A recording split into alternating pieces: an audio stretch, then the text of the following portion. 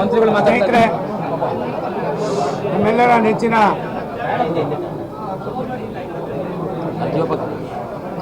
ಪ್ರಧಾನಮಂತ್ರಿಗಳಾದ ಸನ್ಮಾನ್ಯ ನರೇಂದ್ರ ಮೋದಿಯವರು ನಮ್ಮ ಪಕ್ಷ NDA ಒಕ್ಕೂಟದಿಂದ ನನ್ನನ್ನು ರಾಷ್ಟ್ರದ ಮಂತ್ರಿಯಾಗಿ 2 ಉಪಯುಕ್ತವಾದ ಜವಾಬ್ದಾರಿಯನ್ನು ನೀಡಿದ್ದಾರೆ.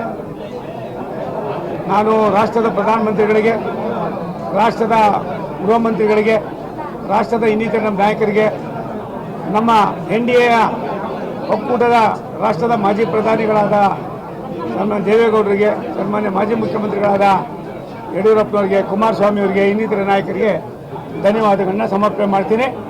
ಇವತ್ತು ತುಮಕೂರು ಜಿಲ್ಲೆಗೆ ಬಂದಿದ್ದೇನೆ. ನಾನು ಎಲ್ಲ ಹರಗುರು ಚರಮೂರ್ತಿಗಳನ್ನು ದರ್ಶನ ಪಡೆದು ಏನು ಮಧುಗಿರಿಯಲ್ಲಿ ಆಗಿರ್ತಕ್ಕಂಥ ಒಂದು ಕೈ ಘಟನೆ ನೋವಿನ ಸಂಗತಿ ಆಸ್ಪತ್ರೆಗೆ ತೆರಳಿ ಇದೀಗ ತಾನೇ ನಾನು ಜಿಲ್ಲಾ ಉಸ್ತುವಾರಿ ಮಂತ್ರಿಗಳಾದ ಡಾಕ್ಟರ್ ಪರಮೇಶ್ವರ್ ಅವರ ಹತ್ರ ದೂರವಾಣಿ ಮುಖೇನ ಮಾತನಾಡಿದ್ದೇನೆ. ಅವ್ರಿಗೂ ಕೂಡ ಒಂದು ವರದಿಯನ್ನು ಕಳಿಸ್ಕೊಡೋದಕ್ಕೆ DC ಅವ್ರಿಗೆ ಹೇಳಿದ್ದೀನಿ ಅಂತ ಅಂದರು. ನಾನು ಅದನ್ನು ನೋಡಿ ಅದು ಯಾವ ರೀತಿ ಆಯಿತು ಏನು ಅನ್ನೋದ್ರ ಬಗ್ಗೆ ಕೂಡ ವಿಮರ್ಶೆ ಮಾಡೋದಕ್ಕೆ ಅವ್ರಿಗೆ ವಿನಂತಿ ಮಾಡಿದ್ದೀನಿ. ಅದಲ್ಲದೆ ನಾನು ಮತ್ತೆ ಭಾನುವಾರ ನಮ್ಮ ಕಾರ್ಯಕರ್ತರಿಗೆ ಒಂದು ಸಭೆಯನ್ನು, ಸಂತೋಷಕೂಟವನ್ನು ನಮ್ಮ 2 ಪಕ್ಷದ ಜಿಲ್ಲಾಧ್ಯಕ್ಷಗಳು ಮತ್ತು ಪದಾಧಿಕಾರಿಗಳು, ಜನಪ್ರತಿನಿಧಿಗಳು ಮತ್ತು ಇಲ್ಲಿಯ ಮುಖಂಡರುಗಳೆಲ್ಲ ಸೇರಿ ಮಾಡಿದ್ದಾರೆ. ಅದರಲ್ಲೂ ಭಾಗವಹಿಸ್ತೀನಿ.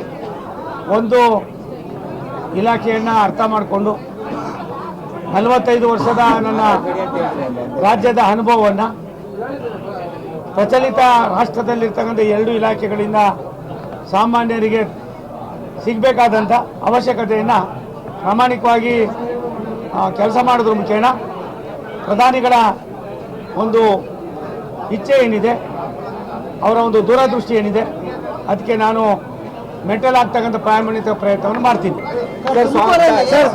ಸ್ವಾಮೀಜಿ ಭಾರತ ರತ್ನಕ್ಕೆ ಕೇಂದ್ರ ಸರ್ಕಾರದ